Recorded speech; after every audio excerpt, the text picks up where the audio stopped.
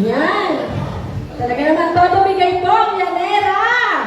Meron kaya hamon sa Llanera? Talagang nabuhay ang ating mga kasukasunan.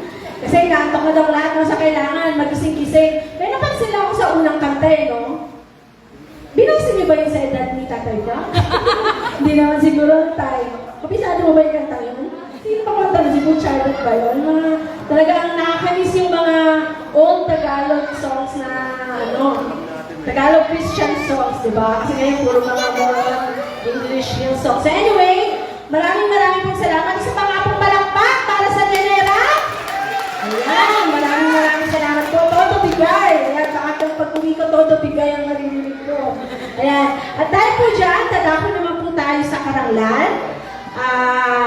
Inaanyayahan ko po ang mga gusto pong mag-message sa membro po ng Karanglan. Maaari na po kayong pumunta po sa unahan. Kung sino po ang gustong mauna. Karanglan po. After po ng message po ng Karanglan ay, alam ko ba, meron din pong presentation ng Karanglan. Yun po ang kasunod. So, magtatawag po ba ako? Ate Yen? Yan, palakpakan po natin si Ate Yen. Todo bigay, Ate Yen.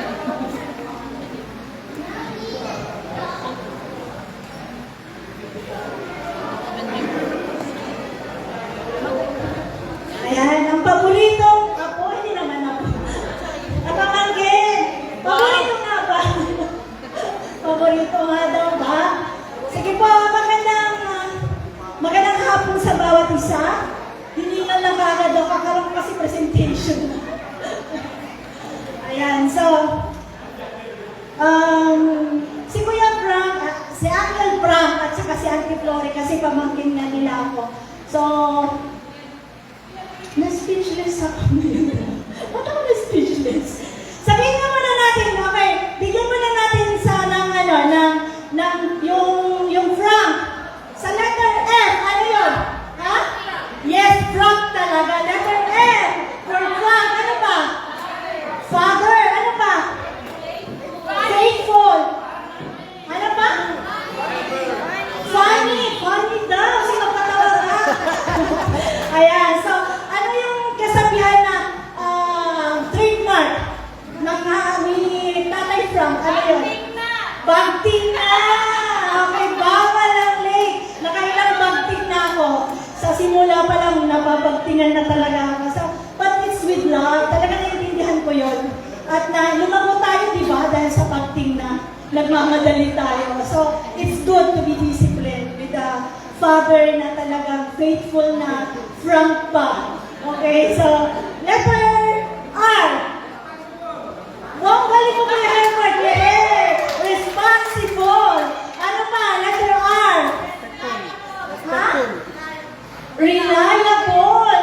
Then, sa mo nyo, saan yung R? Ha? Real. Okay, kakaiba yung sa inyo talaga. Okay, real. So, talagang totoo si Kuya Frank. Letter A. A for? Adorable? Awesome? Awesome? Angry? And then, kung merong angry bird, merong angry father. Magalit, papagalitan na kayo dyan. Okay? Kung wala nga kayo sa linya. Okay? Kuya, pinakakaranas ka ba? Para malalim yung pinaghuhugutan mo. Okay. A. So, letter N. N for? Ha? Nurturing. Wow, Joyce. Parang ikaw yan, may pinagdadaan. Kakapanganak lang kasi. Okay. Noble, right? Pwede. Ano ba? Nice. Kaya talagang ramdam na ramdam ng pagiging nice ni Tatay Frank sa kanya. Okay, nakakaranas. Okay, yes, nice. Very nice talaga. Akala lang nila ang pinapagalit. Ganyan talaga yung diction niya. So, magsalita siya. With love yan. Hindi yan galit, mga kapatid. Mas gusto ko pa yung nagsasalita siya ng ganyan kaysa nananahimik. Kasi pag nananahimik, nagagalit na talaga yun. So, yan po. Very nice. And letter K. Courage. Okay, Bisaya daw. Kaya letter K is for courageous. Okay, courageous. Ano pa? Wala kayong nagtatalo sa'yo, Junior. Okay, ano ba letter K sa Congress? Kind. Yes. Pautang naman. Very kind naman yan, no? Ha? Kinder. Arte? Killjoy. Hindi naman siya Killjoy. Alam ko na. Kanina sabi sa Congress, angry. Tapos sumunod, Killjoy. Ay, nako. Pwede bang pagpasensya na? Ilang taon na, may apo na dito. Sobrang naman kayo. Masakit na daw sa tinga pag sobrang maingay. Ganyan talaga, darating din tayo dyan. Okay, sa hindi pa lang ngayon. Ano pa? Katerpulos! Okay, yes. Kapag nakuha na, makakaranas tayo na. Katerpulos. Okay, kay Ate Flori, syempre. Punta naman tayo, unahin yung Father at Fantastic. Pwede. Fantastic Four. Okay, tapos awesome, adorable, reliable, ano pa yung N? Noble, and kind. Si Ate Flori. Friendly? Pretty daw. Pretty. Ang galing talaga ng mga mula. Saan ako nagmana? Okay. Fabulous. Ano pa? Fantastic. Okay, dalawa na sila. Friendly. Okay. Nandun. Okay, letter L. Love. Loving. Love. Ano pa? Loyal. Yes. Very good. Check yun. And, yes, yun natin nakikilala sila, no? Letter O. Obedient. Masunod din siya, right? Masunod talaga siya. Ano yung letter O? O for? Awesome na naman. O for awesome. Okay. O for? Organized. Yes. Organized. Check na check yan. Very organized.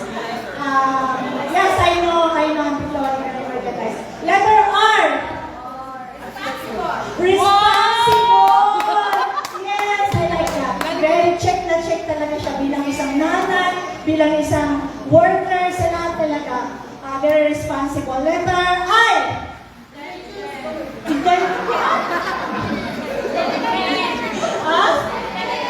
Intelligent. Ano pa? Irritable. Ay, nakakapag-news, may pinagdadaanan ko eh. Okay, ano? May pinagdadaanan ba kayo? iPhone? Okay, check na yun, yes, intelligent. She knows what is best for the family. Very intelligent. Check na check po yan. Okay, last letter E. E for? Intelligent pa rin. Excellent, yes. Very excellent talaga si Ate Flo. Wala na tayong masabi. Talagang kung nakakatanda po sa atin. So, maraming salamat po. At alam mo naman makikita pa po tayo. Magpupunta po kayo doon or pupunta po kami doon. So, yes po, tama. Sa akin naman, there's always time for everything, sabi ng Marina. So, siguro po, panahon na na-enjoy niyo po yung sarili niyo. I-enjoy niyo po yung pinaghirapan. Sa haba na ng panahon, nandito na po yung mga apo. So, ang dalangin ko po ay ma-enjoy niyo po talaga, masaya, magkasama po kayo, good health po, sana long life. Gusto ko po na maging part din doon sa success nyo, sa church, and I always pray for that. At patuloy po kayong magpalay. So, maraming salamat. Sabi nga, di ba, so, maraming salamat. At umatin ka. Sabi ko, wala po kami. Nandyan kayo. Nandyan yung sasakyan. So, nandyan na daw. So, maraming salamat sa pagpapagal sa amin. At saka talagang huwag po kayo masyadong mabilis magpatakbo kasi mabilis po kayo magpatakbo. So talaga yung kurbada po niya, sabi ko, kala mo, ganun pala mag-ride.